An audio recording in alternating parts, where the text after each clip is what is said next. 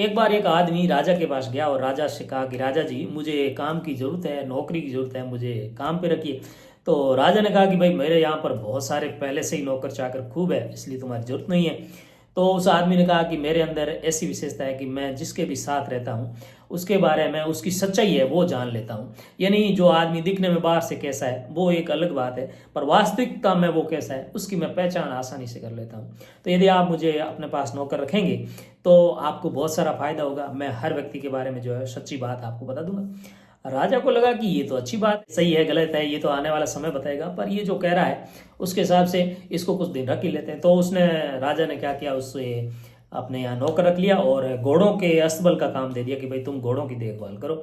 और साथ ही जो राजा का प्रिय घोड़ा था उसके बारे में विशेष हिदायत दी कि ये मेरा प्रिय घोड़ा है और इसकी तुम विशेष तरीके से, बहुत अच्छे तरीके से इसकी देखभाल करना।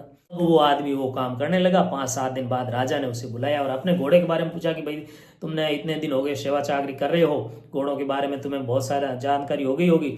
अब जो मेरा ये घोड़ा है इसके बारे में तुम कुछ कहना चाहते हो क्या? आदमी ने कहा, राजा जी रहने दीजिए, इन बातों में क्या रखा है, आपको पसंद है इसलिए आप इस घोड़े का उपयोग कर रहे हैं, करते रहिए। राजा ने कहा, नहीं नहीं, कुछ है तो तुम मुझे बताओ। तो उसने कहा, राजा जी ये घोड़ा वो नस्ली घोड़ा नहीं है। तो राजा ने कहा कि भाई ये क्या बात कर रहा है तुम, बोला मैंने तो करोड़ों रुपए देके इसे खरीदा था, ये तो मेरा प्रिय घोड़ा, और तुम कह रहा है कि ये नस्ली घोड़ा ही नहीं। तो उसने कहा कि राजा जी को बताया कि जो भी घोड़ा होता है वो घास अपने मुंह में लेके फिर मुंह सीधा करके फिर घास खाता है, लेकिन ये जो है वो मुंह नीचे रख कर घास के ऊपर ही मुंह रख कर खाता है, इसलिए नस्ली घोड़ा नहीं। तो राजा को लगा कि इसकी तो जानकारी करनी चाहिए। तो उस व्यापारी को बुलाया गया जिससे राजा ने घोड़ा खरीदा था और उस व्यापारी से पूछा गया कि तुम सच सच बताओ ये घोड़ा कहाँ से लाए थे।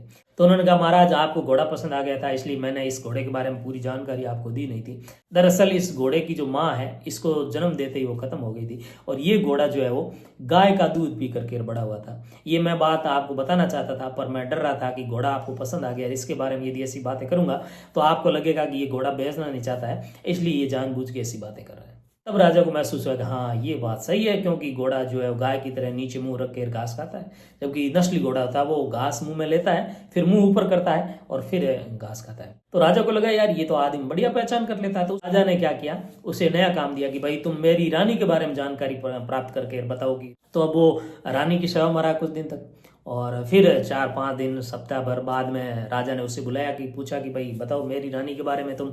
तो उस आदमी ने राजा जी से कहा कि महाराज आपकी रानी है, कमतर कैसे होगी, इसलिए जो भी है अच्छा ही है, इसके बारे में बात ना करें तो ही अच्छा है। तो राजा को कुछ वहम हुआ कि नहीं नहीं ऐसी बात नहीं, तुम सच सच बताओ, तुम्हें जो कोई किसी तरह की तकलीफ नहीं आएगी। तो उस आदमी ने राजा से कहा कि महाराज जो आपकी रानी है वो खानदानी नहीं है। अब राजा को काटो होने की ये क्या बात होगी, भाई मैं तो बहुत बड़े घराने से ब्याह करके रिश्ते लेकर के आया था और तुम कह रहा है कि ये घराने की है। तो उस आदमी ने कहा, महाराज जो है सो है। तो उसने कहा कि तुम ऐसा किस आधार पर कह रहे हो। वो आदमी बताता है कि महाराज ये रानी साहिबा जो अपने नौकर चाकर है उनके साथ जो व्यवहार करती है उससे लगता है कि ये खानदानी नहीं है, क्योंकि बात बात में तू तड़ाक में बात करती है, गालियां बकती है, उनको बिल्कुल भी रेस्पेक्ट नहीं करती है। जबकि खानदानी आदमी होगा वो छोटे से छोटे आदमी को भी सम्मान देगा। राजा को लगा कि इसके बारे में जानकारी तो करनी चाहिए, तो वो अपने सासू माँ के पास गया कि सासू माँ आपकी बेटी के बारे में मुझे जानकारी दो, सामने ये बात आ चुकी है कि वो खानदानी नहीं। तो उसकी जो सासू थी राजा की, उसने कहा कि बेटा ये सच बात है, क्योंकि मेरे पति और तुम्हारे पिता दोनों मित्र थे। वो रानी की जो माँ है वो कह रही है अपने जवाई को, मेरे पति और तुम्हारे पिता यानी दोनों जो आपस में संबंधी थे वो मित्र थे, और उन्होंने ये तय कर लिया था औलाद होने से, संतान होने से पहले की, कि यदि किसी एक के लड़की और दूसरे के लड़का होता है तो हम आपस में रिश्तेदारी कर लेंगे। अब संयोग से मेरी लड़की होगी और तुम्हारे पिताजी के लड़का यानी तुम होगे, पर दुर्भाग्य से मेरी जो लड़की है वो 6 महीने से खत्म हो गई। पर क्योंकि आप बड़े घराने के थे और हम आपसे रिश्तेदारी खत्म नहीं करना चाहते थे, इसलिए हमने बच्ची को गोद लिया और उसे अपनी बच्ची मान करके पाल पोस के बड़ा किया। ये बात किसी को पता नहीं थी। अब आपको भला ये बात कैसे पता चली? पर राजा ने कहा खैर ये कोई महत्वपूर्ण नहीं कि मुझे कैसे बात पता चली।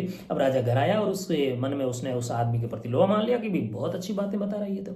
तो वो जब भी राजा खुश होता है, जैसे घोड़े के बारे में जानकारी दी, जब उस जानकारी सही निकल गई तो राजा ने क्या किया, उस आदमी को कुछ भेड़ बकरी मुर्गे हैं वो इनाम स्वरूप दी। अब जब रानी की बात भी सच हो गई तो वो भी जो है वो भेड़ बकरी वो जो सब है वो सब इनाम के रूप में दिए। अब एक दिन उस राजा ने उस आदमी से कहा कि भाई तुम सबके बारे में बता ही रहे हो तो मेरे खुद के बारे में भी बताओ। तो उसने आदमी ने कहा, महाराज मुझे माफ़ कीजिए, मुझे जान की चिंता है, क्योंकि मैं यदि कुछ कह दूंगा तो आप मुझे फांसी की सजा दे देंगे।